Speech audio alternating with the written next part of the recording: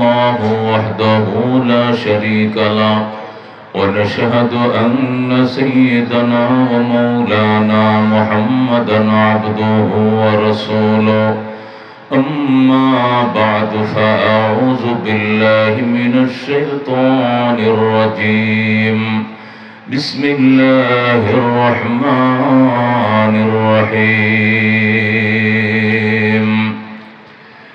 قال الله تبارك وتعالى إني جاعل في الأرض خليفة وقال رسول الله صلى الله عليه وسلم الدين النصيحة أو كما قال النبي عليه الصلاة والسلام إن الله وملائكته يصلون على النبي يا أيها الذين آمنوا صلوا عليه وسلموا تسليما اللهم صل على محمد وعلى آل محمد كما صليت على إبراهيم وعلى آل إبراهيم إنك حميد مجيد اللهم بارك على محمد وعلى آل محمد كما باركت على إبراهيم وعلى آل إبراهيم إنك حميد مجيد चार दिन के चाँदनी फरंदरी रात है सुने चंदे की चमक देखने की बात है बलगल उला बिकमालिह कशफत दुजा बिजमालिह हसनत जमी खसालिह सल्लो अलैहि व आलिहि अमर যদি পাকা থাকতো উড়ে যেতাম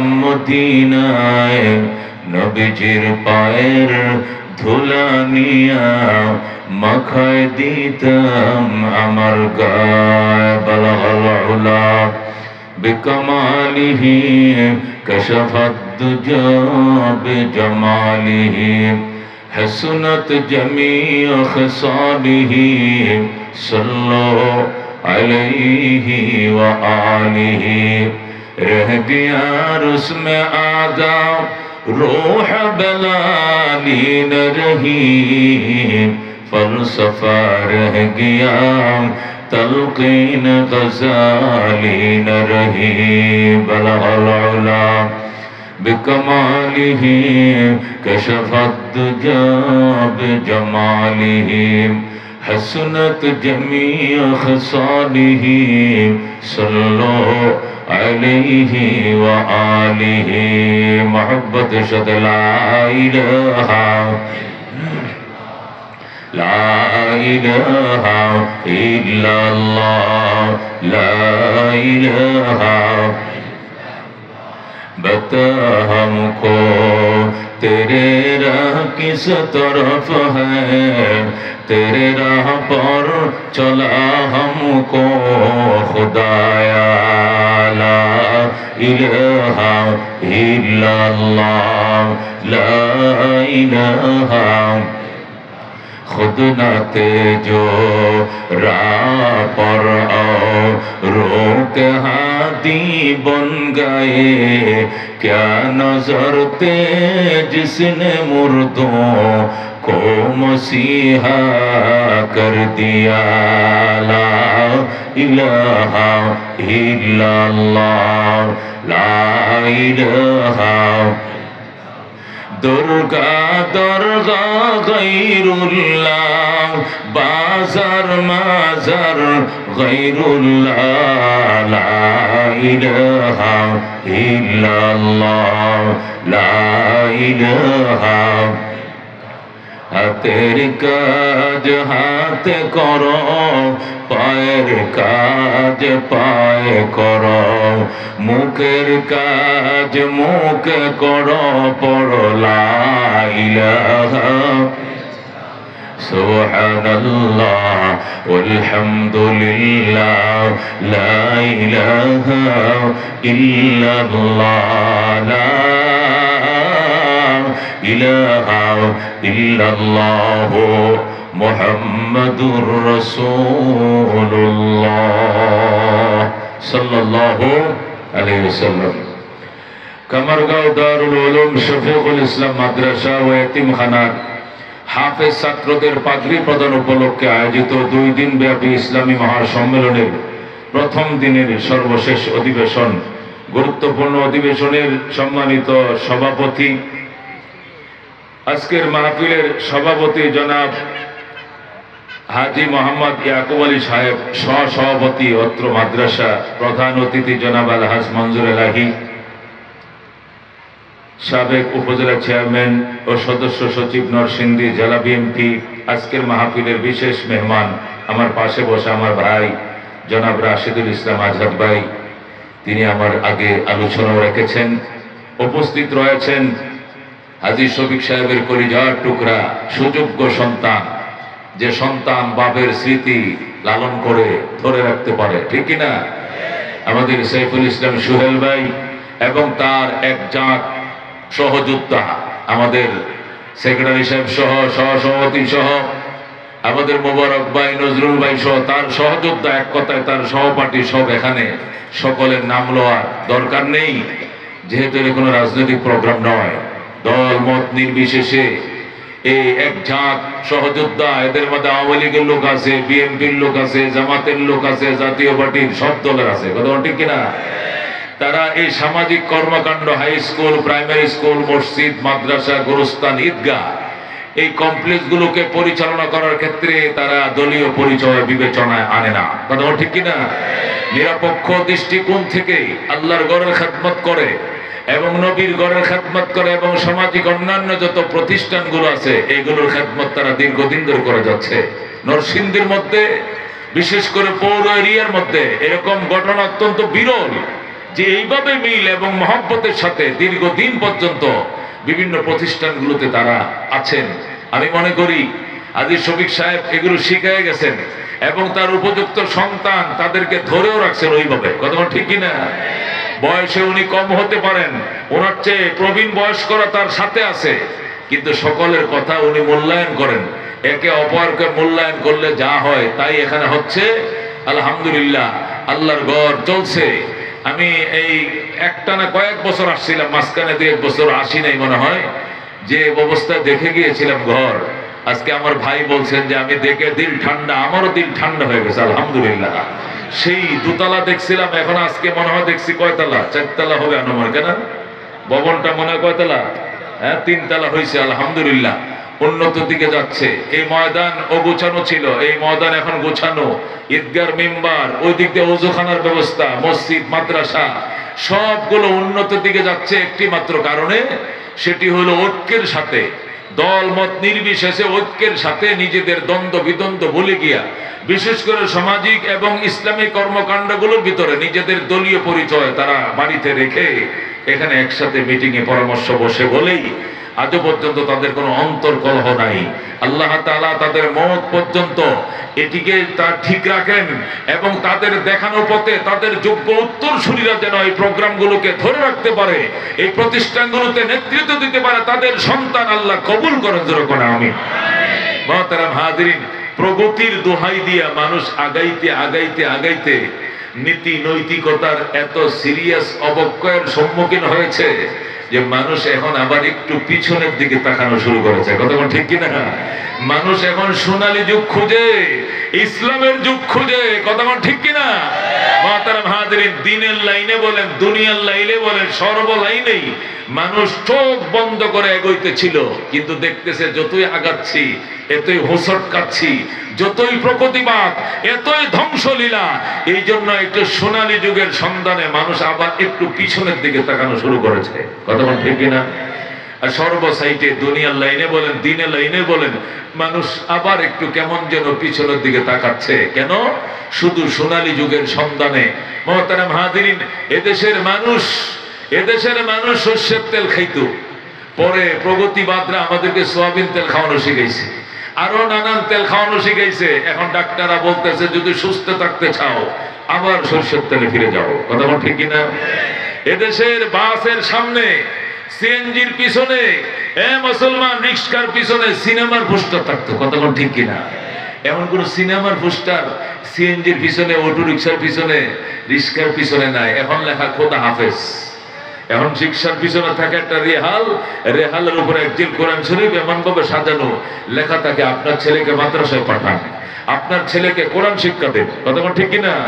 আমরা ঢাকায় আমাদের দামি দামি যে বলবো বাসগুলো আছে, গ্রিন লাইন, সোহাগ, হানিফ, দামি দামি বলবো বাসগুলোতে লেখা আল্লাহু আকবার, লেখা সুবহানাল্লাহ, লেখা থাকে আলহামদুলিল্লাহ, লাইট গুলো জ্বলতেছে আর এই অক্ষর গুলো ভাসতেছে আল্লাহু আকবার, সুবহানাল্লাহ, আলহামদুলিল্লাহ, আল্লাহু আকবার। এগুলো 10 বছর আগে আমরা দেখি নাই। কথা বল ঠিক কিনা? কথা বল ঠিক কিনা? আজকে দোস্ত, বাংলাদেশের সবচেয়ে টপ এবং সুন্দর রাস্তা হলো 300 ফিট রাস্তা, যেটা আমাদের কুড়িল বিশ্বজিৎ থেকে আপনাদের নরসিংদী সোনপাড়ার দিকে রাস্তাটা আসছে। কথা বল ঠিক কিনা? এটা সেই গোপালগঞ্জের রাস্তা, যে পদ্মার রাস্তা, এর চেয়েও দামি রাস্তা, সুন্দর রাস্তা, 20 কিলোমিটার রাস্তা। এই রাস্তার দুই পাশে অত্যাধুনিক হোটেলগুলো গড়ে উঠছে। হোটেলগুলোর নাম কি জানেন? হোটেলের নাম হোটেল কলাপাতা, হোটেল সনের ঘর, হোটেল নঙ্গর। হোটেল কি? নোঙ্গর বুঝেননি? পানির উপরে নৌকা গেরাফি লাগাইলে, আপনার তো মেঘনার ফারের মানুষ, নোঙ্গর তো বুঝে নেই, নৌকার নঙ্গর লাগাই দেয়। তার মানে কি? পানির উপরে কুড়া গাইরা এখানে পাটপত্তন দেয়া, তক্তা দেয়া, পরে চেয়ার টেবিল ফালায় না হোটেল বানাইছে, নাম দিয়েছে হোটেল নঙ্গর। 300 ফিটের পাশে এগুলো হলো দামি হোটেল, যেখানে 4 বন্ধু মিলে আড্ডা দিয়ে নাস্তা করলে 2000 টাকা বিল আসবে। কিন্তু সনের ঘর, হোটেল সনের ছাউনি। কেন? মানুষ মাটির ঘরে থাকতো, সেখান থেকে টিনের ঘরে গেছে, সেখান থেকে সেমি ফাঁকা ধরছে, এরপরে ফুল ফাঁকা, এরপরে মোজাহিক, এরপরে টাইলস, এরপরে মার্বেল। ডাক্তার বলে যদি সুস্থ থাকতে চাও আবার সনের ঘরে ফিরে যাও। যেরকম আল্লাহু আকবার। আবার মানুষ ওই দিকে ফিরে যাচ্ছে। এই কথা কোন ঠিক কিনা? মানুষ ডিগ্রি অর্জন করতে করতে করতে, ছেলে যা করে বাবা বলতে জিহ্বায় লজ্জা পায়, মেয়ে যা করে মায় বলতে লজ্জা পায়। এই জন্য নীতি নৈতিকতার সিরিয়াস অবক্ষয় ঠেকানোর জন্য এখন সবাই একযোগে স্লোগান শুরু করছে, যদি বাঁচতে চাও সন্তানকে কোরআন শেখাও। কথা ঠিক কিনা? যদি বাঁচতে চাও সেই সাহাবায়ে কেরামের নমুনায় তুমি কোরআন শিখতে যাও। কথা ঠিক কিনা? সর্বক্ষেত্রে, রাজনীতির ক্ষেত্রেও ধরেন, বৈষম্য বিরোধী আন্দোলন শুরু হয়েছিল 71-এ। কথা ঠিক কিনা? বাংলাদেশে লবণ তৈরি হয়, এই লবণ বাংলাদেশে বিক্রি হইতো 6 টাকা সের, পশ্চিম পাকিস্তানে বিক্রি করতো 1 টাকা সের। কাগজ, কর্ণফুলী পেপার মিলে কাগজ তৈরি হয়, এই কাগজ বাংলাদেশে 3 টাকা দিস্তা, পশ্চিম পাকিস্তানে বিক্রি করতো 58 দিস্তা। এত বৈষম্য ছিল। শুরু হয়েছে আন্দোলন হয়ে টানা 9 মাস সংগ্রাম চলেছে। 9 মাস রক্তকয়ী সংঘর্ষ। কেমন রক্তকয়ী? 1 সাগর রক্তের বিনিময় বাংলাদেশ স্বাধীন হয়েছে। কথা ঠিক কিনা? 30 লক্ষ যুবক প্রাণ দিয়েছে, 2 লক্ষ নারী সম্ভ্রম দিয়েছে। এরপরে আসছে বাংলাদেশ। টানা 9 মাস যুদ্ধের পরে দেশ আসার পর এই দেশ লাঙ্গলওয়ালা শাসন করেছে, এই দেশ নৌকাওয়ালাও শাসন করেছে, এই দেশ দানওয়ালাও শাসন করেছে। কিন্তু সেই সাম্য, সেই মানবিক মর্যাদা, ওই ন্যায় বিচার যে স্লোগান নিয়ে দেশ স্বাধীন হয়েছিল, এত পর্যন্ত পূর্ণ প্রতিষ্ঠা করা সম্ভব হয় নাই। কথা ঠিক কিনা? এই জন্য মানুষ এখন বিরক্ত হয়ে বলতেছে একটু পিছনে থাকাও, সব মার্কা দেখা শেষ, আল কোরআনের বাংলাদেশ। কথা ঠিক কিনা? মানুষ একটু পিছনে যেতে চায়, ওই সাহাবায়ে কেরামের নমুনায় আল্লাহর কোরআন, আল্লাহর জমিন একটু দেখতে চায়। কথা কোন দোস্ত? কথা কোন ঠিক কিনা? দোস্তরে, বাংলাদেশ মাত্র 1,55,000 বর্গ মাইল, অথচ উমর যে দেশটা চালাইছিল এটা ছিল 2,55,00,000 বর্গ মাইল। সুবহানাল্লাহ।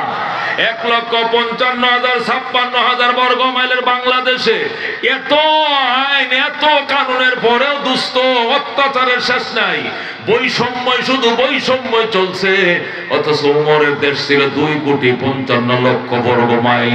মানুষ মানুষের উপরে বৈষম্য করবে দূরের কথা, একটা পশু পর্যন্ত একটা পশুর উপরে বৈষম্য করার সাহস পায় না। এই কথা ঠিক কিনা? হযরত ওমর মদিনায় শুয়ে রয়েছে, সেখান থেকে 1,500 মাইল পশ্চিমে আফ্রিকার জঙ্গল থেকে হরিণ আর সিংহ একসাথে আসছে নদীর ঘাটে পানি পান করার জন্য। হরিণ সিংহর দিকে তাকায় না, সিংহ হরিণের দিকে তাকায় না। হরিণ দূরে যায়, দাঁড়ায়, কয় মামা, আগে আপনাদের অত্যাচারে জমিনে জঙ্গলে থাকতে পারি নাই, শুধু দৌড়ায় দৌড়ায় ধরছেন আর খাইছেন, এখন এত বড় পরহেজগার কেমনে হইলেন? বাগিনাদের খবর লন না, ঘটনাটা কি? সিংহ ডাক দেখো, বাগিনা কথা কম কর, হযরত উমরের শাসন চলছে। সুবহানাল্লাহ। क्या नजर थे जिसने मुर्दों को मसीहा कर दिया, दिल को रोशन कर दिया, आँखों को बीना कर दिया, खुद न थे जो राह पर औरों के हाथी बन गए, क्या नजर थे जिसने मुर्दों को मसीहा कर दिया, दिल को रोशन कर दिया, आँखों को बीना कर दिया। सुबहानाल्लाह। এই জন্য দুস্থ মানুষ যেন কি খুঁজতেছে, কি খুঁজতেছে, কোথায় গেলে, কার কাছে গেলে, কিভাবে গেলে, কার উসিলায় গেলে শান্তি পাবো। এই জন্য সেরা যেন কি খুঁজে, একটাই খুঁজে, আল্লাহর কোরআন। যে কোরআন দিয়া 2,55,00,000 পৃথিবীকে ওমর এত সুন্দরভাবে চালাইছিল, মানুষ তো দূরের কথা, পশু পর্যন্ত পশুর উপর আক্রমণ করতে পারে নাই। মানুষের দরদি মানুষ হইয়া মানুষের পিছনে মানুষের খেদমতের ঢের জমে গিয়েছিল। আল্লাহু আকবার। আজকে আমাদের এইটাই লাগবে, এছাড়া বাজার আর কোনো উপায় নাই। আল্লাহর কোরআন এত সুদা, এত মধু, এত মায়া। মধুর ভিতরে তো মিষ্টি নাই, সুদার ভিতরে তো সুদা নাই, যে মায়া আর সুদা দিয়ে আল্লাহ তার কোরআনকে সাজাইছে। কথা ঠিক কিনা? ও দুস্থ, এমন কোন লৌহ মানব নাই, এমন কোন পাষাণ হৃদয় নাই যা আল্লাহর কোরআনের উপর আমল করলে তার মনটা নরম হয়ে মোম হবে না। কথা কোন ঠিক কিনা? আল্লাহর কোরআনটা একটু নিয়ে বসো, এক একটা আয়াত পড়ো, অর্থটা বুঝো, নিজের দিলের ভিতরে এটাকে বাস্তবায়ন করো। আজকে আমাদের ভাই, আল্লাহু আকবার, আমার ভাই দুস্তরে রাশেদুল ইসলাম আজাদ আমার হুজুর জীবনে যে স্বপ্ন দেখি, কি স্বপ্ন? যা কামাই করব সিংহভাগ মানবতার সেবার জন্য আমি ব্যয় করে দিব। আল্লাহু আকবার। এর ভিতরে যে কি মজা! দানের বিধান দানি বুঝে, অন্য কেউ বুঝে না। কথা কোন ঠিক কিনা? ও দোস্ত, দান করার যে কি স্বাদ, দান করার যে কি মজা, এটা একমাত্র দানি বুঝে। আল্লাহর কোরআন যারা রিসার্চ করে, এখান থেকে যারা পড়েন, আল্লাহ মায়াবী অন্তর তাকে বানায় দেয়। টাকা তার কাছে কাগজ মনে হবে, এটা কোনো ফ্যাক্টর নয়। কথা কোন ঠিক কিনা? হযরত ওমর ফারুক রাদিয়াল্লাহু তাআলা আনহু না বুঝে আল্লাহ নবীর মাথা কাটার জন্য বের হয়ে গেলেন। ওমরের বাল্য বন্ধু রাসূলের সাহাবী, সে আগেই মুসলমান হয়েছে। সে জিজ্ঞাসা করে, ওমর কই যাও? আমার ফিরাইতে পারবে না কেউ, শুধু বল মুহাম্মদ কোথায় আছে, তার মাথা কাটতে যাই। ওমর ডাক দেয়া কয়, মুহাম্মাদের কল্লা কাটতে যাই। ওমরের বাল্য বন্ধু, সে মুসলমান হয়ে গেছে, ওমরে জানতো না। সে ডাক দেয়া কয়, কি অপরাধ এতিম নবীর, তার মাথা কাটতে যাইবা কেন? ও অপরাধ একটা, এমন মায়ার কালাম পড়ে, এটা পড়লে নিজের বাপ দাদার ধর্ম বাদ দিয়া ইসলাম গ্রহণ করা ছাড়া আর কোনো পথ সামনে খালি থাকে না। সুতরাং এই মুহাম্মদকে দুনিয়াতে জিয়া রাখা যায় না, এরে বাঁচিয়ে রাখা যায় না। এরে বাঁচায় রাখলেই সমস্যা, সবাই মুসলমান হয়ে যাবে। আল্লাহু আকবার। সাহাবী বলে, ওমর, এই কোরআন পড়াই যদি মুহাম্মাদের অপরাধ হয়, তাহলে এমন অপরাধের অপরাধী তো তোমার ঘরেও আছে। ঘরের বিচার আগে করো কে? তোমার আপন ছোট বোন, তোমার ছোট বোন ফাতেমা বিনতে খাত্তাব এবং তোমার ভগ্নিপতি সাঈদ ইবনে যায়েদ, এদেরকে আমি এখন দেখে আসছি আল্লাহর কোরআন ঘরের দরজা আটকায়া নবীর সাহাবীর মুখে তেলাওয়াত করে শিখতেছে। আল্লাহু আকবার। উমর কো সম্ভব কথা এটা হইতে পারে না। আমি চ্যালেঞ্জ করলাম, আপনি চলেন। উমরের বন্ধু উমরকে নিয়ে ঘরে গেছে, যায় বলতেছে, আপনি কান লাগায় শুনেন। উমর বেড়ার ফাঁকে কান লাগায় শুনে, ঠিকই তো, আল্লাহর কোরআনের সূরা তাহা তার বোন তেলাওয়াত করতেছে। হযরত ওমর কপাড়ের ফাঁক দিয়া, দরজার ফাঁক দিয়া কান লাগাইছে। যেই মাত্র মনোযোগ দিয়ে কয়েকটা আয়াত শুনছে, বাহির থেকে এমন ম্যাগনেটের মতো, চুম্বকের মতো টান দিছে, উমরের কলিজা ছিঁড়ে নিয়েছে। আল্লাহু আকবার। উমর ডাক দেয়া কয়, বোন, বোন রে, তাড়াতাড়ি দরজাটা খোল, আমার ভিতরে ঢুকতে দে। কয়, কেন? আল্লাহর কোরআন তোর কিনারে বসে শুনবো।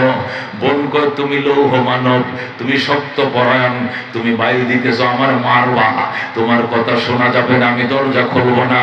উমর কয়, আমি মারবো না তোরে, তুই দরজাটা খোল, তোর মুখটা আমার কানের সাথে লাগায় আল্লাহর কোরআন তেলাওয়াত করবে, আমি শুনবো। এই জন্য বলছি, অন্য কোনো কারণে নয়। কিন্তু উমরের বোন, উমরের ভগ্নিপতি উমরকে বিশ্বাস করতে পারে নাই, তারা দরজা খোলে নাই। লাথি মেরে উমর দরজা ভাঙছে, ভাঙ্গা ভিতরে ঢুকে এমন মারা মারছে, বোন আর ভগ্নিপতি অজ্ঞান হয়ে যায়। দুস্থ ফাতেমা অজ্ঞান, সাঈদ ইবনে যায়েদ রাসূলের আশারায়ে মুবাশশারা একজন সাহাবী, উনি অজ্ঞান, উমরের ভগ্নিপতি অজ্ঞান হয়ে পড়ে রয়েছে। হযরত ওমর নিজের বোনের মাথায় পানি ডালার পরে যখন বোনের জ্ঞান ফিরে আইছে, ওমর ডাক দেখো, বোন রে, আমি ভুল করে ফেলাইছি, আমারে মাফ করে দে। তুই আল্লাহর কোরআন কেন তেলাওয়াত করছস? এই জন্যই মারি নাই। দরজা খুললে না কেন? আমি এই জন্য মারছি। আল্লাহু আকবার। ওমরের বোন ফাতেমা কান্দে, ভাইয়া, আমার আম্মা তোমাকে যে পেটের মধ্যে ধারণ করেছিল 10 মাস 10 দিন, আমারে তো একই পেটে ধারণ করছিল, তুমি যে আমার এইভাবে মারলা, তোমার কি মায়াও লাগে নাই? ওমর ডাক দেখো, বোন, প্রথম তো আইছিলাম নবীর কল্লা কাটতে, পরে আইছিলাম তোরে মারতে, কিন্তু আল্লাহ কোরআনের তেলাওয়াত শুনে আমার মনটা একদম নরম হয়ে ভেঙ্গে চুরমার হয়ে যায়। এই জন্য আমি চাইছিলাম তোর কিনারে বসে কোরআন শোনার জন্য। কেন রে তুই দরজাটার সাথে সাথে খুললি না? কোরআন তেলাওয়াতের অপরাধে মারি নাই, আমি মারছি, দরজা কেন খুললি না? আল্লাহু আকবার। তুই আমারে আরেকবার শোনা। বোন আহত অবস্থায়, ফাতেমার নাক মুখ দিয়ে রক্ত বের হইতেছে, এমন অবস্থায়, ক্রন্দনরত অবস্থায় সূরা তাহা তার বড় ভাই ওমরকে তেলাওয়াত করে শোনায়। হযরত ওমর সূরা তাহার তেলাওয়াত শুনে আর চোখে পানি রাখতে পারে না। বোন রে গো, বোন রে, আমারে মায়ার কালাম আমারে শিখা। ফাতেমা কো, ভাইয়া, তোমাকে দুইটা কাজ করতে হবে। 1 নম্বরে তোমাকে গোসল করতে হবে, 2 নম্বরে তোমাকে কালমা পড়তে হবে, এছাড়া কোরআন শেখানো যাবে না, তুমি নাপাক। ওমর কো, পানি দে। কুয়ার থেকে পানি উঠায় দিছে, ওমর গোসল করছে। এবার কো, আমার কালমা পড়া।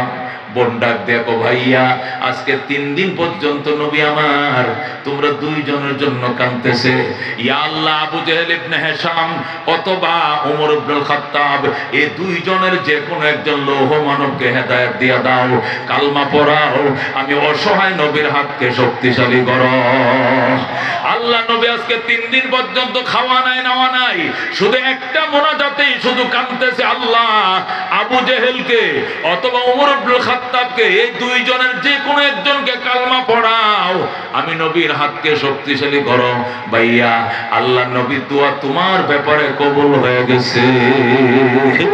তোমাকে আমি কালমা পড়াবো না, তোমাকে নবীর দরবারে নিয়ে যাইব, চলো। এই বলে ফাতেমা ওমরকে নবীর দরবারে নিয়ে গেছে। যায় দেখে এর আগে 39 জন মুসলমান হয়েছে। কয়জন? এর আগে 39 জন মুসলমান হয়েছে। এই 39 জন সাহাবী নবীকে মানব ডাল হয়ে ঘেরাও দিয়ে রাখছে, কারণ সবাই শুনছে ওমর আইতেছে তরবারি নিয়ে নবীর মাথা কাটার জন্য। এই জন্য 39 জন সাহাবী নবীর মানব ডাল হয়ে ঘেরাও দিয়ে রাখছে। দরজার মধ্যে নবীজির চাচা হামজা হামজা দাঁড়াইছে।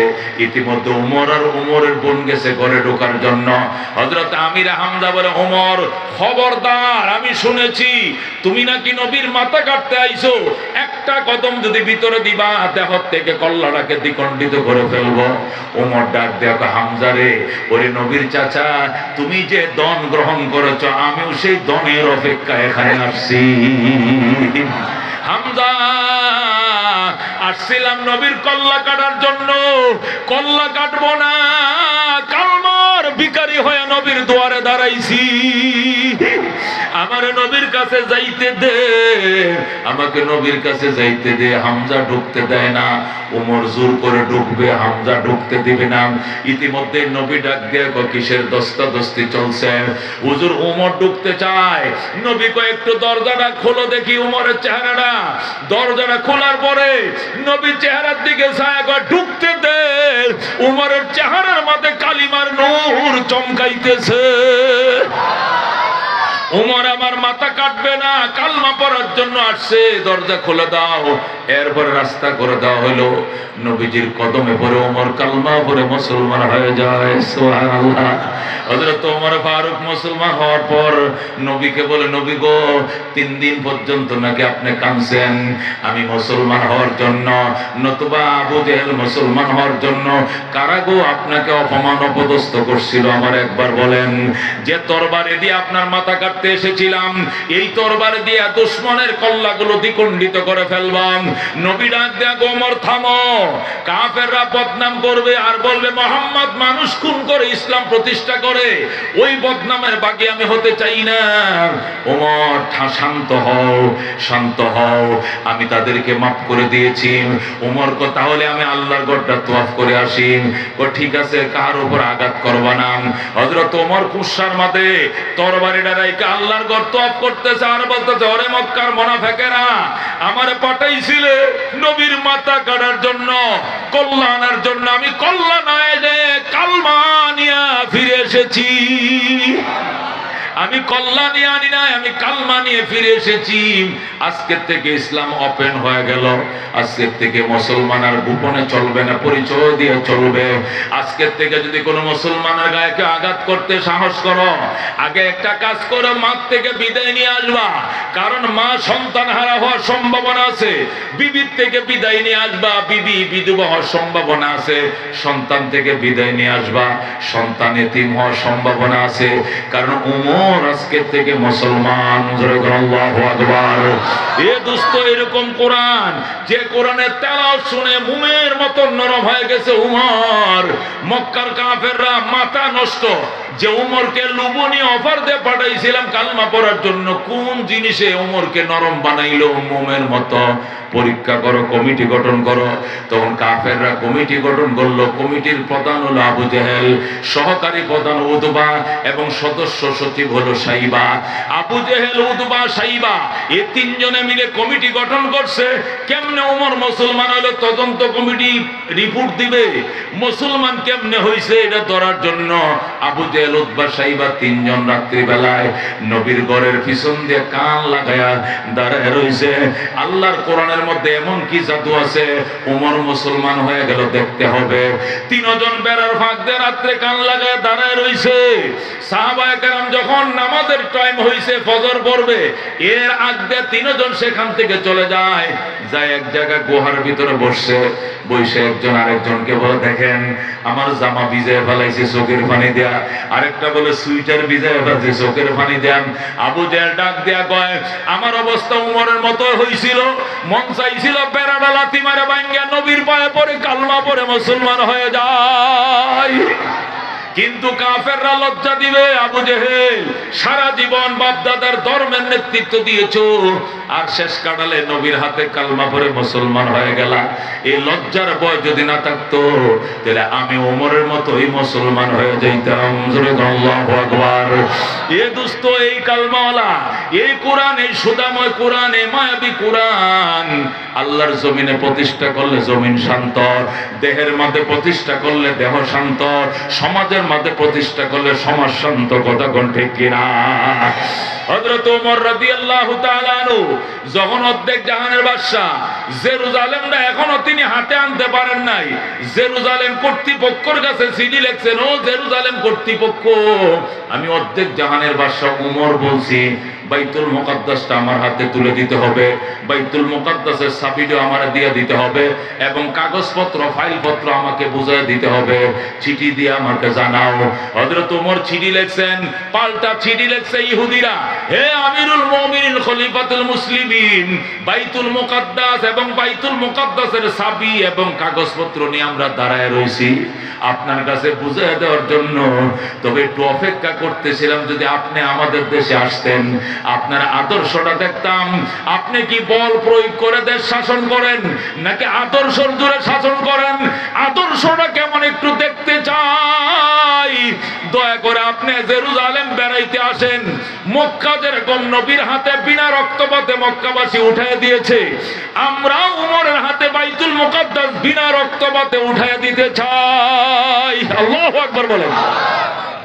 ও দুস্থ, যখন জেরুজালেমের ইহুদিরা চিঠি লিখলো, হযরত ওমর গোলামরে বলল, ঠিক আছে গোলাম আমি যাব। গোলাম কয় যুদ্ধ হবে নি, কয় কিচ্ছু হবে না, যাওয়া মাত্রই দেশটা বুঝিয়ে দিবে, চাবি উঠায় দিবে। গোলাম তুমি উট রেডি করো। গোলাম উট রেডি করলো, উটের উপরে ও হযরত ওমর বসলো। গোলামকে বলল লাগাম ধরে টানো। গোলাম সামনে দিয়ে লাগাম ধরে টানতেছে, ওমর বইসা রয়েছে অর্ধেক জাহানের বাদশা। 3 মাইল যাওয়ার পর ওমর বলে, গোলাম তুমি থামো। গোলাম থামছে, ওমর লাফ দিয়ে নামছে, নাইমে এবার ডাক দেখো, এবার গোলাম তো উটের পিঠে উঠে বসো। আল্লাহু আকবার। এবার অর্ধেক জাহানের বাদশা ওমর লাগাম ধরে টানবে। ওমর লাগাম ধরে টানা শুরু করছে, আর গোলাম রে উটের পিঠে বসাইছে। ধরে আল্লাহু আকবার। গোলাম কয়, হুজুর এটা কি করে সম্ভব? আমি পারবো না। কয় খবরদার, তোমার কবরে তুমি যাইবা, আমার কবরে আমি যাব। হাসরের ময়দানে আল্লাহ যদি জিজ্ঞেস করে, ওমর অর্ধেক জাহানের বাদশা ছিল কত সত্য, কিন্তু তোমার যে রক্ত মাংস দিয়ে বানাইছি, ওই গোলামরে তো একই রক্ত মাংস দিয়ে বানাইছি। তুমি সারাটা রাস্তায় বসেছিলা, আর গোটা রাস্তায় একা গোলামে উঠ চালাইছে। এত বড় অন্যায় ভাবে জুলুমটা তুমি কেমনে করলে আমি জবাব দিতে পারবো না। আল্লাহু আকবার। এই ডরে 3 মাইল আমি বসে থাকবো, গোলাম তুমি লাগাম টানবা, এরপরে 3 মাইল আমি টানবো, তুমি বসে থাকবা। আল্লাহু আকবার। ওরে দোস্ত, এইভাবে চলছে, উটের বহর চলছে। যখন জেরুজালেম গেছে, সর্বশেষ সিরিয়াল আইছে, ওমরে টানবে, গোলামে বসবে। সর্বশেষ সিরিয়াল যখন ইহুদিরা ওমরকে সংবর্ধনা দেওয়ার জন্য ফুলের মালা নিয়ে দাঁড়িয়ে রয়েছে, সেখানে সিরিয়াল আইছে, ওমরে টানবে আর গোলামে বসবে। এবার গোলাম ডাক দেখো, জাহাপনা, এবার আপনার সিরিয়ালটা আমারে দিয়ে দেন। যাওয়ার পথে এটা আপনাকে দিব না, কারণ এখন আপনাকে মালা পরাইতে আসবে। এখন যদি আপনার লাগাম ধরে টানেন, এটা তো খারাপ দেখা যায়, গোলামের মতো দেখা যায়। ওমর ডাক দেখো, চুপ কর, এটাই মানবিক মর্যাদা, এটাই নেই বিচার, এটাই সাম্য। রহমতুল লিল আলামিনের থেকে আমরা এটাই শিখছি। আল্লাহু আকবার। ও দোস্ত, এই জন্য আল্লাহর কোরআন, কোরআন ছাড়া কোনো উপায় নাই দোস্ত, কোরআন ছাড়া উপায় নাই। আল্লাহ পরিষ্কার বলছেন, কাদা রাব্বুকা, হে আমার বন্ধু, আপনার রবের সিদ্ধান্ত, আপনার রবের ডিসিশন, আপনার রবের রেজিস্ট্রেশন, রেজুলেশন দুইটা। যখন কয়টা? আল্লাহ রেজিস্ট্রেশন কয়টা? জোরে কোন কয়টা? 1 নম্বর রেজিস্ট্রেশন হলো আল্লাহ তা'বুদু ইল্লা ইয়া। 1 নম্বর রেজুলেশন হলো আইন চলবে কার? জোরে কোন আইন চলবে কার? এটা আল্লাহর 1 নম্বর রেজিস্ট্রেশন, কারণ আল্লাহই বাড়ির মালিক। কথা কোন ঠিক কিনা? নরসিংদী শহরে 5 তলা 6 তলা বাড়ি আসেনি? 6 তলা বাড়িতে 12টা ফ্ল্যাট আছে। এই 12টা ফ্ল্যাটের মধ্যে একটা ফ্ল্যাটের মধ্যে মালিক তাকে 11টা ফ্ল্যাট ভাড়া দেয়। কথা কোন ঠিক কিনা? বারাটি 11 জন, বাড়িওয়ালা 1 জন, এই 12 জনে থাকে। বারাটি 11 জন হলো বাড়িওয়ালা, 1 জন হলো আইন চলে কার? বাড়িওয়ালার। কার আইন চলে? বাড়িওয়ালা লেগে রাখছে 11টা 30 মিনিটে গেট বন্ধ। কথা কোন ঠিক কিনা? বারাটিয়ারা এটাই মাইনে নিতে হইব। কথা কোন ঠিক কিনা? বারাটিয়া যদি বলে আমরা 11 জন, 3টা পর্যন্ত গেট খোলা থাকবে, আমরা বাবার ব্যবসা করবো, তাহলে দিবনি বাড়িওয়ালা? দিবনি বাড়িওয়ালা? আল্লাহ ডাক দেয়া কয় 2 লাখ টাকাতে জায়গা কিনা 1 কোটি টাকাতে বাড়ি করে পৌরসভা ট্যাক্স দেওয়ার পর তুমি বাড়িওয়ালা সাচ্ছ, বাড়ির উপর আইন চলে তোমার, ভাড়াটিয়ার আইন চলতে দাও না। এই জমিন নামক বাড়ির মালিককে, আসমান নামক বাড়ির ছাদের মালিককে, এই চন্দ্র সূর্য মানো লাইট গুলো জ্বালায় কে, আবার নিবাইকে। শামস কমর সুরখ জমিন আঞ্জুম আখতার দস্ত জিবাল ওয়াদি ও সহরা ও সমন্দর মোর মালক দাম তোর তৈর কবুতর শাম সেহর জুলমত জো আহমর আজফর গুলজার গুলো বুর্গ সজর किसने बनाया तालिब मायूसी का हो ये सब जिसने बनाया तालिब मायूसी का हो ये सब जिसने बनाया ज़ुरगन मरहबा। আল্লাহ ডাক দিয়া কয় তোমার বাড়িতে যেরকম তোমার আইন চলে, এই জমিনটা আমার, আসমান নামক ছাদটা আমি বানাইছি, চন্দ্র সূর্য নামক লাইট গুলো আমি জ্বালাইছি, আর কেউ নয়। কথা কোন ঠিক কিনা? সুতরাং আমার বাড়িতে আমার আইন চলবে। আল্লাহ বলেন ইয়া মাশারাল জিন্নি ওয়াল ইনস, ও জিন এবং ইনসান, ইনিস্তাতাতুম আন তানফুযু মিন আকতারিস সামাওয়াতি ওয়াল আরদ, আমার জমিনে থাকবা, আমার আইন মানতে হবে। যদি আমার আইন মানতে ভালো না লাগে আমার জমিন ছেড়ে চলে যাও। আল্লাহ আল্লাহ তানফুযুনা ইল্লা বিসুলতান, যাওয়ার জায়গা না, যেখানে যাইবা দেখবা সেখানেও রাজত্ব চলছে আমি আল্লাহর। কথা ঠিক কিনা? যদি বলেন আল্লাহর আইন মানতাম না, আল্লাহ জমি তো চলে যাবো আকাশে, আকাশটাকে আপনার বাপের, আকাশ কার? কয় না সাদের দেশে চলে যাবো, সাদ কার? সূর্যের দেশে যাবো, সূর্য কার? কয় সাগরে চলে যাবো, দুনিয়া থাকতাম না, সাগর কার? কয় সাগর না, পাহাড়ে চলে, পাহাড় কার? আল্লাহ কয় লা তানফুযুনা ইল্লা বিসুলতান, যেখানে যাইবা দেখবা সেখানে রাজত্ব চলছে আমার। সুতরাং আমার রাজত্ব মেনে নেওয়া ছাড়া তোমার কোনো বিকল্প ব্যবস্থা নাই। এইজন্য আল্লাহ কয় সংক্ষিপ্ত ওয়াজ, 2টা ডিসিশন নিছে। 1 নম্বর ডিসিশন হলো আইন, হলো আইন চলবে কার? হুকুম চলবে কার? ইবাদত করব কার? গোলামি করব কার?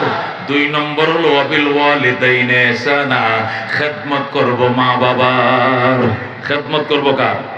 শ্বশুর শাশুড়ি, ডাকিয়া বাবার, উকিল বাবা, খাজা বাবা, লেংটা বাবা, ফির বাবা, সমস্ত ফিরের ফির নিজের বাবা।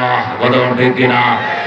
প্রধান বক্তার দোয়া কবুল হতে পারে, নাও হইতে পারে, কিন্তু মা বাবার দোয়া ফিরে রাখে এমন কোন শক্তি নাই। কথা ঠিক কিনা? এই জন্য আইন চলবে আল্লাহর, খেদমত চলবে মা বাবার। কোন খেদমত কার চলবে?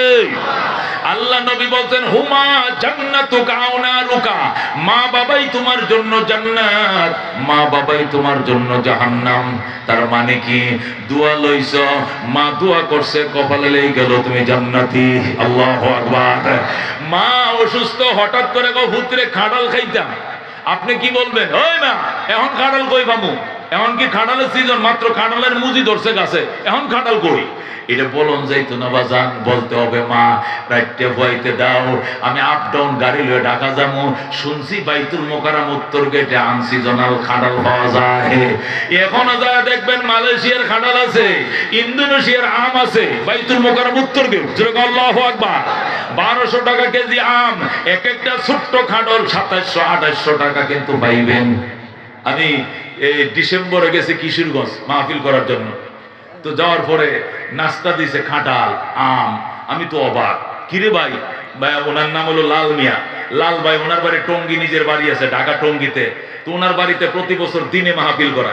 যখন আম দিছে, খাটাল দিছে ডিসেম্বর মাসে, আমি তো অবাক। এই যে গত মাসে ডিসেম্বর মাসে, কিরে লাল ভাই আপনি আম খাটাল কই পাইলেন? হুজুর আমনগো ঢাকার থেকে তো আনছি। আল্লাহু আকবার। বলেন কি? কহ পাওয়া যায়। আমার মায়ে কইছে আম খাইতো, পরে যখন আনতে গেছি মাল লাগে, পরে বললাম বেশি করে হুজুর করে খাওয়া মনে। যেরকম আল্লাহু আকবার। এ দোস্ত, মা বলছে আম খাবে, মায়ে বলছে আনারস খাবে, মায় বলছে তরমুজ খাবে, যে কোনো ফল। ঢাকা শহরে একটা জায়গা আছে, আপনি সারা বছর পাইবেন, টাকা হয়তো ডবল লাগবে, যাইবেন আনবেন, আইনে মায়েরে দিবেন। মা দুইটা কোষ খাইব, তিনটা খাইব, এরপরে আর খাইতো না। কথা কোন ঠিক কিনা? দুইটা কোষ খায় গো বাজার খাইছি, কলজাটা শব্দ হইছে। কথা কোন ঠিক কিনা? মা যখন বলবে কলজার শব্দ হইছে, আল্লাহ বলবে তোরটার আগে আমারটা সত্য। ধরে আল্লাহু আকবার। আল্লাহর কুদরতি কলিজা যখন ঠান্ডা হবে, জান্নাত লেখা দিবে আমার আল্লাহ। জোরে কোন আল্লাহু আকবার। এই জন্য দুস্থ নবী কয় হুমা জান্নাতুকা আও নারুকা, মা বাবাই তোমার জন্য জান্নাত, মা বাবাই তোমার জন্য জাহান্নাম। নবী বলেন রিদার রব্বে ফি রিদাল ওয়ালিদাইন, মা বাবার সন্তুষ্ট তো আল্লাহ সন্তুষ্ট। বলুন আল্লাহু আকবার। মা বাবাও সন্তুষ্ট তো তোমার আল্লাহও সন্তুষ্ট। এই জন্য বাজান, যেমনে পারো মারে খুশি করবা, যেমনে পারো বাবারে খুশি করবা। বউয়ের সাথে যদি মায়ের ঝগড়া লাগে, বউয়ের পক্ষে যাইবা না কার পক্ষে যাইবা? মার পক্ষে। মা অন্যায় করছে তবু আমার মা বালা। এই বেডি, আরেকদিন আমার মার সাথে কাজ্জা করলে বিদায় করে দিন। সোজা কথা। আমার মা বুড়ো মানুষ, উল্টা সিধা বুঝে না, যা করবো তা মানতেইব। আমার মা, মা তুমি কান্দো না মা, আমার মারটা ঠিক আছে, আমার মারটা ঠিক আছে। এইভাবে মার পক্ষে থাকতে হবে। আল্লাহু আকবার। ছোটবেলায় কত বিরক্ত করছো তুমি, বল কিনে দাও না স্কুলে যাবো না, ব্যাট কিনে দাও নাহলে কলেজে যাবো না, মোবাইল কিনে দাও নাহলে পড়তে যাবো না, এই কিনে দাও নাহলে টিউশনিতে যাবো না। কত ডিস্টার্ব তুমি করছো। টাকা নাই, দাঁড় করে কষ্ট করে সুদ করে লোন করে এনে তোমার কিনে দিছে। কত পাগলামি ছোটবেলায় করছো। বাবা মা বিরক্ত হয় নাই, আজকে বুড়া হইছে বলে এক কথাই তুমি বিরক্ত হয়ে গেলা। এটা হওয়া যাবে না, এটা হওয়া যাবে না। খুশি করতে হবে। ও দোস্ত, কোনদিন যদি মা বাবা বাড়িতে বের হয়ে যায়, রাস্তার কিনারে দাঁড়ায় থাকে, রিস্কাওয়ালা কয় চাচি 12টা বাজে বাইরে সিনকিল লেগে বাড়িতে যামোগা। কেন? আমার ফুতে আমার বাড়িতে বের করে দিছে। যদি কোনো মায়ের কথা কয় আমার সন্তান আমার বাড়িতে বের করে দিছে, আল্লাহ বলবে যা আমি তোরেও জান্নাত থেকে বের করে দিলাম। কথা কোন ঠিক কিনা? খবরদার, যতই বিরক্ত করুক মা, যতই বিরক্ত করুক বাবা, তারপরও বিরক্ত হওয়া যাইতো না। ধৈর্য ধারণ করতেইব, ধৈর্য ধারণ করতেইব। এটা মা, এটা তোমার মা। ময়াকার মা। মা ম দিয়ে মসজিদ, ম দিয়ে মাদ্রাসা, ম দিয়ে মদিনা, ম দিয়ে মক্কা, ম দিয়ে মোবারক, ম দিয়ে মুনব্বর, ম দিয়ে মসজিদ, ম দিয়ে মন্দির। কথা ঠিক কিনা? এই ম দিয়ে ময়াকার মা আমার কলিজার টুকরা মা। কথা ঠিক কিনা? আল্লাহ নবী বলেন ইন্নাল জান্নাতা তাহতা আকদামিল উম্মাহাত, জান্নাত তোমার মা বাবার পায়ের তলে। সুবহানাল্লাহ। তোমার মা বাবার পায়ের নিচে তোমার জান্নাত। তার মানে কি? মা বাবারে খুশি করছো, মা বাবার নিদ্রা বিনামা দিছে, তুমি ডাইরেক্ট চলে যাইবা জান্নাতে। যেরকম আল্লাহু আকবার। ও বন্ধু, আল্লাহ নবী ডাক দেয়া কয় তোমার মা যত গরিব হোক, কাজের বুয়া, মানুষের বাড়ির কাম করে, তোমার বাবা বদলা দেয়, রিস্কা চালায়, উঠু চালায়, রুয়া লাগায়, মাটি কাটে, মানুষের কাজ করে, কুলি মজুর, দিনে আনে দিনে খায়। এরপরে এটাই তোমার মা, এটাই তোমার বাবা। নজরটা দাও, নজরটা দাও, চোখটা ফিরানোর আগে কবুল হজের সওয়াব। হাদিসটা বুখারী শরীফে আছে। এক সাহাবী ডাক দেখো, রাসূল গো, আমরা আব্বা আম্মা আমরা তো একসাথে থাকি, একসাথে খাই, একসাথে ঘুমাই, ডেলি তো বারবার দেখি, বারবার দেখলেও কি হজের সওয়াব? রাসূল কো লাউ কানা ফিল ইয়াউমে মিআতু মাররা, একদিনে যদি 100 বার তাকাও, আল্লাহ তোমাকে 100টা হজের সওয়াব দিবে। সুবহানাল্লাহ। 6 লক্ষ টাকা খরচ করে হজ করছো দোস্ত, এই হজ তোমার কবুল হইছে কিনা তোমার জানা নাই, কিন্তু মায়ের দিকে যে মহব্বতের নজরে চাইছিলাম, মা কয় তুই কি দেখস? মারে তোর মুখটা দেখি। বাবাই কয় আমার দিকে চাই রইছিস কি জন্য?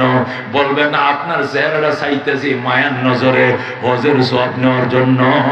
চোখটা ফিরানোর আগে কবুল হজের সওয়াব। যেরকম সুবহানাল্লাহ। হযরতে মুআয ইবনে জাবাল রাদিয়াল্লাহু তাআলা আনহু বলেন, মুসলিম মুসলিম শরীফে হাদিসটা আছে, আমি পড়াই ওই কিতাবটা। মুআয ইবনে জাবাল বলেন, আমাকে নবী যখন গভর্নর বানায় পাঠাইলেন ইয়েমেনে, আমি মদিনার থেকে উমরের পক্ষ থেকে রসুলের পক্ষ থেকে ইয়েমেনের গভর্নর হয়ে যাই, তখন রসুল আমাকে 10টা উপদেশ দিয়েছেন। কয়টা? যেরকম কয়টা? আমাকে যখন ইয়েমেনের গভর্নর করে পাঠাইছেন 10টা উপদেশ দিয়েছিলেন। এর মধ্যে 1 নম্বর উপদেশ ছিল লা তুশরিক বিল্লাহ, হে মুআয আল্লাহর সাথে শরীক করিস না। ওয়াইন কুতিলতা হুররিতা, যদি তোরে জ্বালায়া দেওয়া হয় অথবা তোরে পুড়িয়ে দেওয়া হয়, হত্যাও করা হয় অথবা আগুন দিয়ে পুড়িয়ে দেওয়া হয়, পুড়ে যাবে, হত্যা হয়ে যাবে, তবু আল্লাহর সাথে কাউরে শরীক করবি না। যেরকম আল্লাহু আকবার। 2 নম্বর ওয়ালা তাওকান্না ওয়ালিদাই, মা বাবার নাফরমানি করিস না রে মুআয। ওয়াইন আমারাকা, যদিও তোর মা বাবা তোরে পরামর্শ দেয় আনতা খুরুজা মিন আহলিকা, বউ তালাক দেওয়ার জন্য, সাথে সাথে তালাক দিয়ে দিবি, তবু গো মা বাবা ছাড়া যাবে না। আল্লাহু আকবার। মায় বলছে, সন্তান এই যে বউ আনছো, চামড়াটা সুন্দর কিন্তু শরীর মেজাজ বালা না, শুধু পরপুরুষের সাথে কথা বলে, কানের মাঝে একটা শুধু লাগাই রাখে, কার কার সাথে যেন বারবার সারাদিন কথা কয়। তুই চলে যাস অফিসে, এই সেরি কথা কয়, মানুষের সাথে এরে রাখা যাইতো না, সাথে সাথে বলতে হবে 1 2 3 চলে যাও বাপের বাড়ি। এমন মেয়ে আমার দরকার নাই। যেরকম আল্লাহু আকবার।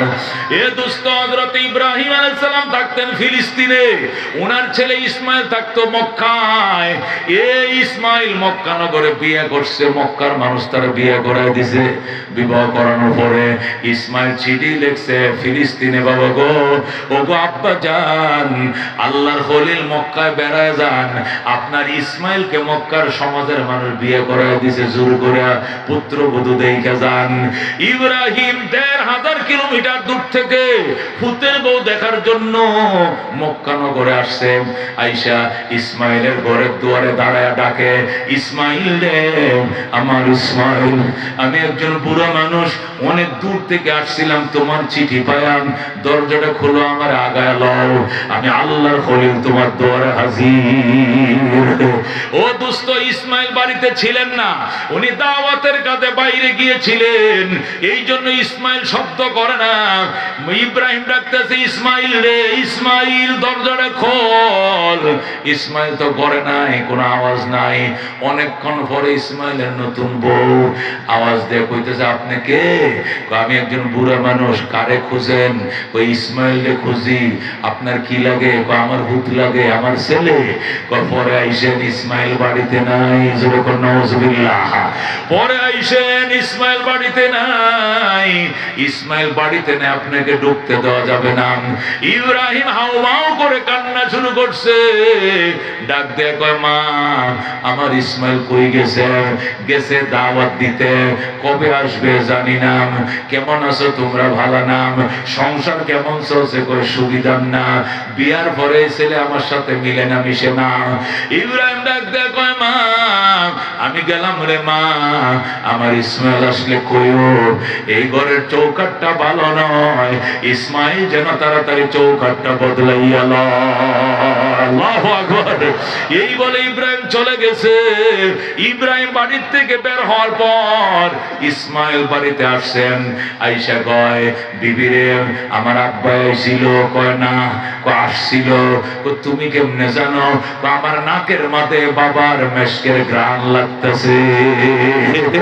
আমার বাবা ইব্রাহিম আল্লাহর খলিল যে রাস্তা দিয়ে হাইটা যায়, মেশকের সুঘ্রাণ চড়ায়।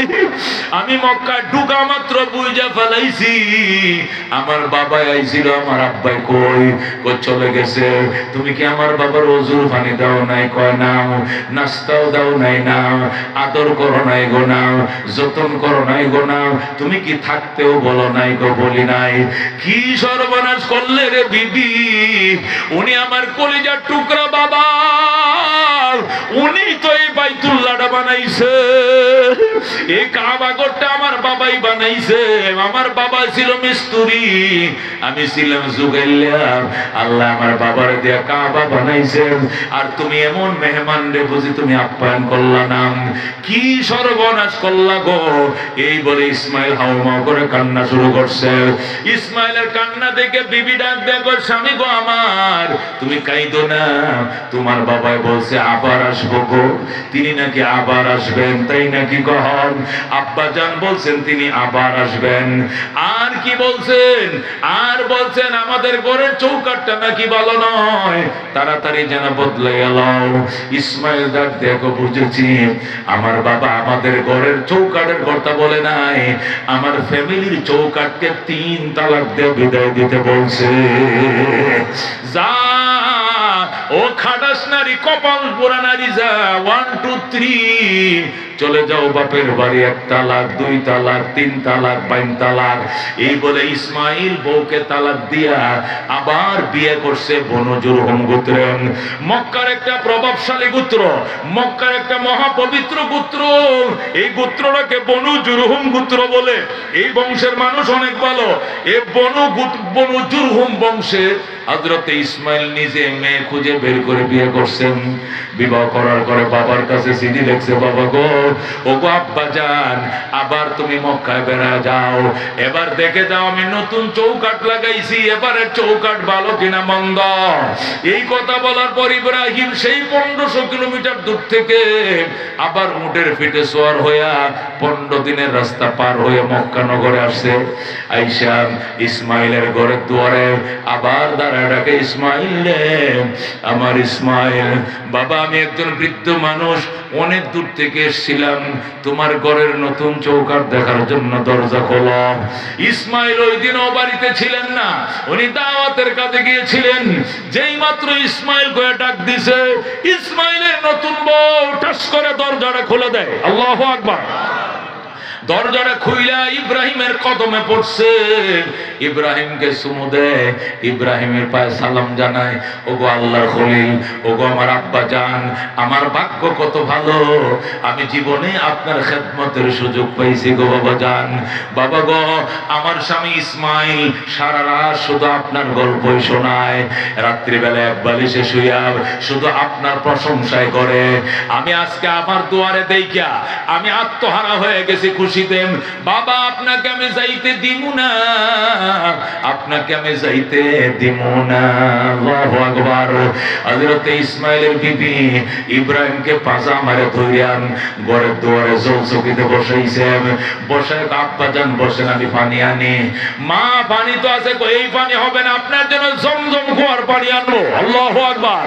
হযরত ইব্রাহিমের জন্য ইসমাইলের বিবি বদনা নিয়ে দিছে দৌড়, ওই জমজম কুয়া থেকে জমজমের পানি উঠায়া শ্বশুরের পায়ে এক হাতে বদনাতে পানি ডালে, আর এক হাতে শ্বশুরের পাউডি ধুয়ে দেয়, এক হাতে পানি ডালে আর এক হাতে ডইলা দেয়। আল্লাহর খলিল শুধু বইসে রইছে। আল্লাহু আকবার। ওযু শেষ হয়ে গেছে, ইব্রাহিম ডাক দেয়া কয়, মা গামছালো তোয়ালিল, মা গামছালো তোয়ালিল, হাত মুখটা মুইছে দে। আল্লাহু আকবার। ইসমাইলের বিবি ডাক দেখো, বাবা গো, কিসের গামছা কিসের তোয়ালি? আমি আমার নতুন মাথার চুলগুলো দিয়া, আমি আমার কেশ মোবারক দিয়া আপনার পাওগুলো মুইছে দিলাম। সুবহানাল্লাহ। নতুন বউ কোমর পর্যন্ত লম্বা চুল, চুলের কোপাটা খুলে শ্বশুরের পাউডে মুইছা দেয়।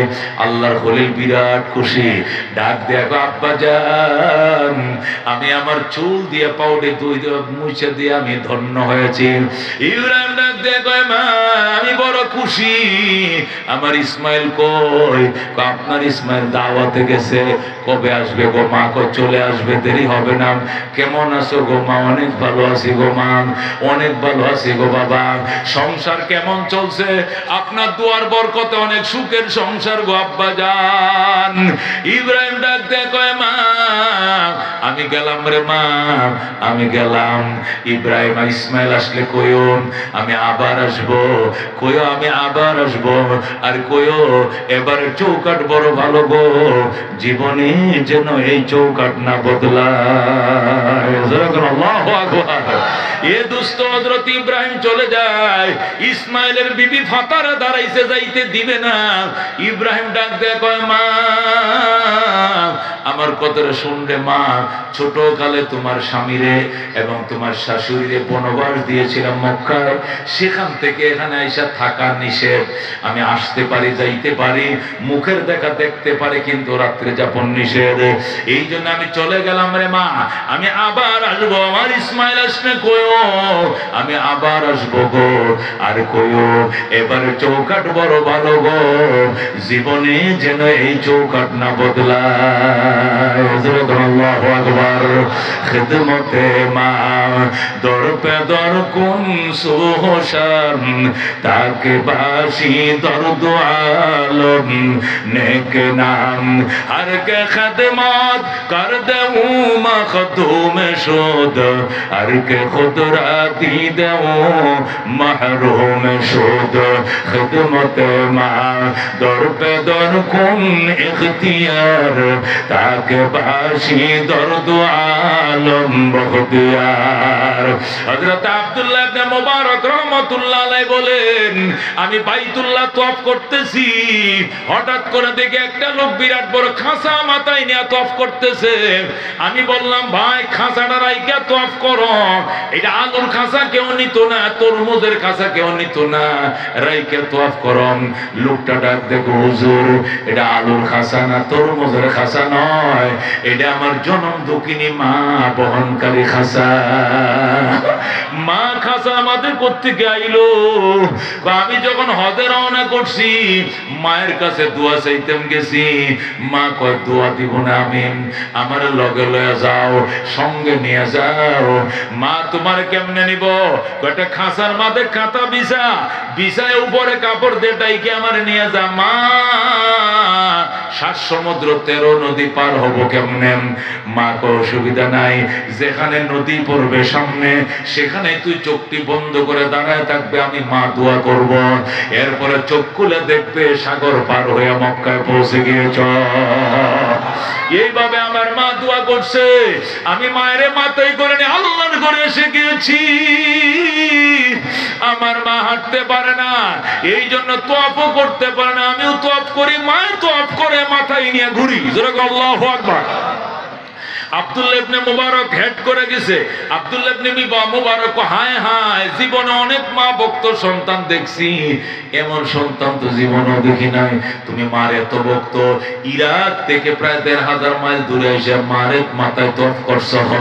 লোকটা ডাক দে, হুজুর এটাই প্রথম নয়, এর আগে আমি আরো 9 বার মারে মাথায় করে হজ করাইছি, এটা 10 নম্বর, এর আগে আরো 9 বার করাইছি। জোরে আল্লাহু আকবার। আব্দুল্লাহ ইবনে মুবারক সুবহানাল্লাহ সুবহানাল্লাহ, এত বড় মা ভক্ত সন্তান জীবনে অন্য কেউ দেখছে বলে আমার জানা নাই। লোকটা ডাক দেখো, হুজুর এই যে মায়ের 10 বার মাথায় করে হজ করাইলাম, মক্কা মদিনা জিয়ারত করাইলাম, আমি যে মার দুধ খাইছিলাম, এই দুধের দাবিটা আল্লাহ মাফ করবে নি? আব্দুল্লাহ ইবনে মুবারক কয়, বাজান আরো যদি 10 বার হজ করাও, সর্বমোট 20 বার তুমি হজ করাও, ওই যে প্রথম দিন যেদিন তোমার মা তোমাকে ভূমিষ্ঠ করেছিল আর জমিনে এসে হুয়া হুয়া করে কাঁদছিলা, তখন তোমার মা তোমার মুখটা আমার স্তনের মাঝে লাগাই দিছিল, আর ওই সময় যে শাল দুধ তুমি মুখে দিছিলা, প্রথম ফোঁটা দুধটা যে মুখে গেছিল, 1 ফোঁটা দুধ 70 ভাগ করলে 1 ভাগের দাবি 20 বার হজ করাইলেও আদায় হবে না। জোরে কোন আল্লাহু আকবার। হাকিমুল উম্মত মুজাদ্দিদ মিল্লাত শাহ আশরাফ আলী থানভী রহমাতুল্লাহ আলাইহি লেখেন, ও দোস্ত, মা বাবার খেদমত করো, পাঁচটা জিনিস পাইবা। কয়টা জিনিস? পাঁচটা জিনিস পাইবা কোরআন হাদিসের আলোকে।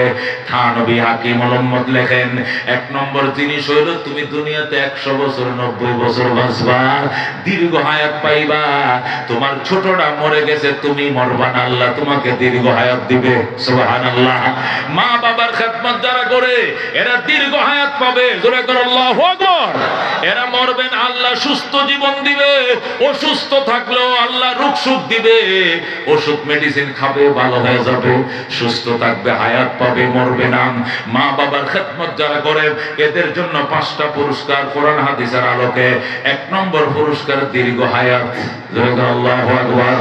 দীর্ঘ হায়াত, হায়াত, হায়াত। কারণ মা শুধু খুশি হইয়া অন্য দোয়া করে নাই, শুধু হায়াতের দোয়াই করছে। কথা কোন ঠিক কিনা? মা বলে না, আল্লাহ আমার রুকনরে কমিশনার বানায় দিও, আমার হুতেরে মেম্বার বানায়ো, আমার হুতেরে এমপি বানায়ো। মা দোয়া করছে আমার হুতের হায়াত বাড়ায় দিও। কথা বল ঠিক কিনা? আমার সন্তানের হায়াত বাড়ায় দিও। হায়াত, হায়াত, হায়াত। এটা মা বাবার 1 নম্বর চাওয়া পাওয়া। ঠিক কিনা? আপনার যদি সন্তান হয় আর আমি যদি সন্তান দেখতে যাই মিষ্টি লই, আপনি কি বলবেন? হুজুর মিষ্টি আনছেন গিল্লিগা। আরে দোয়া করেন দুনিয়ার বাচ্চা থাক, আল্লাহ হায়াত বাড়ায় দেখ। যদি আপনার সন্তান দেখতে আসে কেউ আর বলে 500 টাকা দিলাম তোমারে, আল্লাহ ছেলে সন্তান দিছে খুশিয়া, আপনি কি বলবেন? টাকা লাগতো না, দোয়া করেন দুনিয়াতে বাঁচায় রাখো খোদায়। কথা কোন ঠিক কিনা? কারণ বাপ মার কাছে একটাই দোয়া, এটা হলো হায়াত। কথা কোন ঠিক কিনা? এ দোস্ত, আপনি যেদিন মারা যাবেন ওই দিন যদি আপনার মা বাচ্চা থাকে, বউ বাচ্চা থাকে, তো মারা গেলে কানবো কিনা?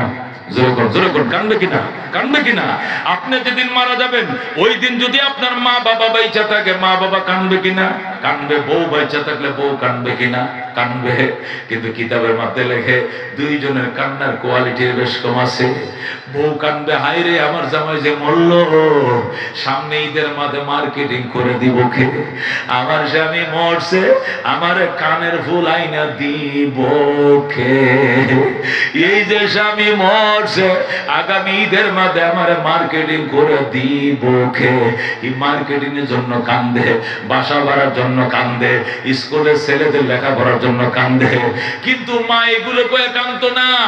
মা পাগল নিয়ে আঁচলটা বিছায় দিবে, আল্লাহ আমি আমার আঁচল বিছায় দিছি, আল্লাহ আমার হায়াতটা শুদ্ধ আমার ছেলের দিয়ে দাও, আমার নিয়ে যাও আমার ভূতের সংসারে। ঠিক কিনা?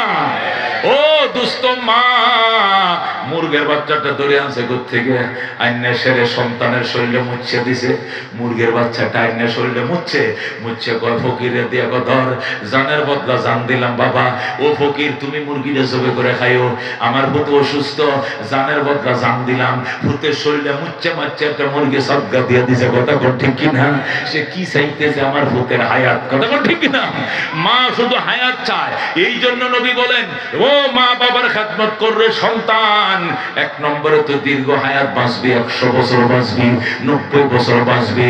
2 নম্বরে তুই সম্মানের চেয়ার পাবি, তুই সভাপতি হবি, তুই চেয়ারম্যান হবি, কমিশনার হবি, আলেম হবি, বক্তা হবে, ইমাম হবে, মুহতামিম হবে, প্রিন্সিপাল হবে, চেয়ারম্যান হবি। এই সম্মানের চেয়ার আল্লাহ তোরে দিব মা বাবার দোয়ার বরকতে। 3 নম্বরে মারাত্মক মারাত্মক অ্যাক্সিডেন্ট থেকে আল্লাহ নিজের হাতে তোরে বাঁচাইবে। জোরে বল আল্লাহু আকবার। এমন অ্যাক্সিডেন্ট তুই নিশ্চিত মারা যাইতে, তুই সিএনজিতে ছিলে, বালুর ট্রাকের সাথে সংঘর্ষ হয়েছে, ড্রাইভার সহ 4 জন স্পট ডেড, তুমি ওই সিএনজির কোনায় বসা ছিলা, একটু আসরও লাগে নাই, 4 জন জায়গায় মারা গেছে। তোমার মা তোমার জন্য দোয়া করছে, তোমার কিচ্ছু হয় নাই। আল্লাহু আকবার। এই জন্য হাকিমুল উম্মত বলে, মা বাবার খেদমত করো গো, আল্লাহ তোমাকে বড় বড় মুসিবত থেকে নিজের হাতে বাঁচাবে। ঠাডা পড়ছে, লগের লোকটা মারা গেছে, তুমি মরবা না। লঞ্চ ডুবে গেছে, 12টা লাশ পানির উপরে বাড়ছে, তুমি 7টায় উঠে গেছো। আল্লাহু আকবার। ও ও দোস্ত অ্যাক্সিডেন্ট হইছে, সাথের লোক মারা গেছে, তুমি মরবা না। মার দোয়া থাকলে, বাবার দোয়া থাকলে 4 নম্বর পুরস্কার, মা বাবার খেদমত করো গো, মদিনায় যাইবা, মক্কায় যাইবা, তোমাকে হজ উমরা নসিব করবে আমার আল্লাহ।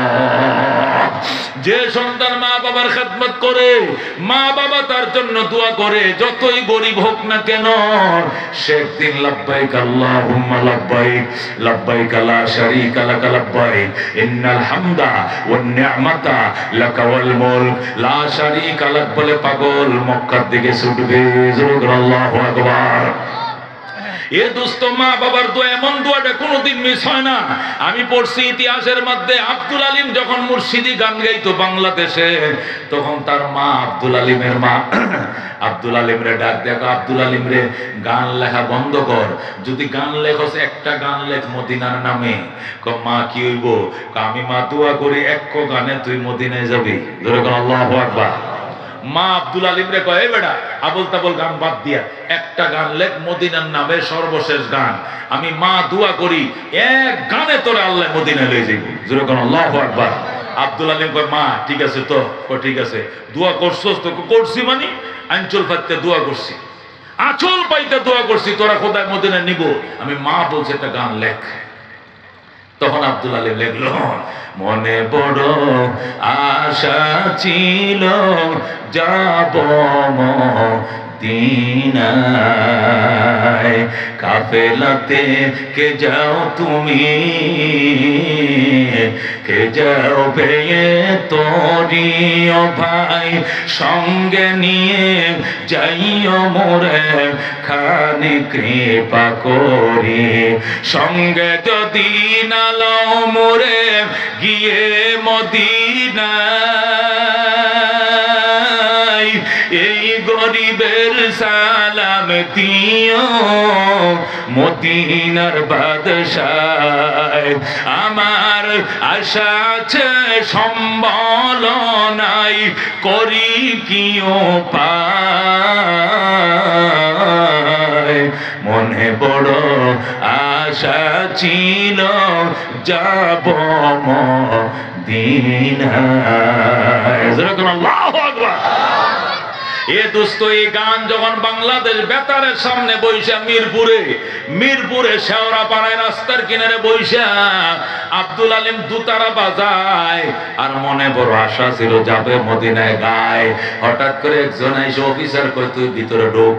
এই গানটা সকাল বেলায় কোরআন তেলাওয়াতের পরে সম্প্রচার করে দিছে। আল্লাহু আকবার। সকাল বেলা কারি উবাইদুল্লাহ সাহেবের কোরআন তেলাওয়াতের পর 6:30টার সংবাদের আগে এখন আপনারা শুনবেন আব্দুল আলিমের কণ্ঠে মুর্শিদি গান। এটা বাংলাদেশ বেতার মানে রেডিওতে যখন প্রচার করে দিছে, সাথে সাথে গুলশানের একটা মহিলা আব্দুল আলিমের ঠিকানা খুঁজে বের করে, আসো আসো, তুমি যাইবাই মদিনায়, টাকা দিব আমি। আল্লাহু আকবার। এক গানে আব্দুল আলিম মদিনায়। কার দোয়া? মার দোয়া। আব্দুল আলিম কয়, মা আমার এক মহিলা ডাইকে নিয়ে কি কই শুনছো? কি আমি নাকি মদিনায় যাইতাম, টাকা বলি ওই আন্টি দিবে। আল্লাহু আকবার। দেখছো আন্টি কত দরদি? আন্টি দরদি না, তোর মা দরদি। তোর মার দোয়ার বরকতে তোর আন্টির আল্লাহ রেডি করে দিছে। সুবহানাল্লাহ। আরব সাগর পারি দেব নাইকো আমার তরি, পাখি নয় যে উড়ে যাব, ডানাতে ভর করি। আল্লাহু আকবার। এ দোস্ত, এই মার খেদমত কারা করতে আসো? হাত বাড়াও। এই বাবা মা বাবার খেদমত কারা কারা করতে রাজি? হাত বাড়াও। লিল্লাহু তাকবীর। আল কোরআনের আলম, আল হাদিসের আলম, এই মা বাবার নিয়তে সদকায়ে জারিয়া। এই 1 ঘন্টা আগে একজন মা হারাইছে। কি নাম? হুসেন আলী। কি নাম? এ মারা গেছে। কি নাম? হুসেন আলী। হুসেন আলীর ছেলে মেয়ে আছে কিনা? এরা বাবা হারাইছে কিনা? আজকে এই মাগরিবের পরে এশার আগ দিয়া, এশার জামাত চলতেছে, সংবাদ আছে হুসেন আলী সাহেব মারা গেছে। ইনি আজকে স্টেজে থাকার কথা। আল্লাহর ঘরের 100 খাদেম, কতক্ষণ ঠিক কিনা? এই মাদ্রাসার মসজিদের ঈদগাহ গুরুস্থানের 100 খাদেম ছিল, কিন্তু হুসেন আলী এখন মরহুম হয়ে গেছে। কথা বল ঠিক কিনা? এই জন্য বাবা মার নিয়তে যে ওয়াজ শুরু করছি, চোখের পানি রাখতে পারবেন না, শুরু হয়েছে শেষ হবে, মাঝখান দিয়ে আপনাদের কাছে আকুল আবেদন, এই মসজিদ মাদ্রাসা ঈদগাহ এবং গুরুস্থান ফান্ডে সাথে তারা ইনশাআল্লাহ এখানে হাজার হাজার মানুষ জানাজায় হবে, যাতে ওযুর জন্য মাদ্রাসা লাইন ধরতে না হয়, তারা আলাদা ওযুখানা বানাইছে জানাজার জন্য। যেরকম আল্লাহু আকবার। জানাজার ডেটটা হয়ে যাবে, কলটা ছেড়ে দেবে, কলটা ছেড়ে দেওয়ার টাঙ্কিটা ঘুরায় ফেলবে, এবার গট গট করে মুসল্লিরা ওযু বানাবে, জানাজায় শরীক হবে।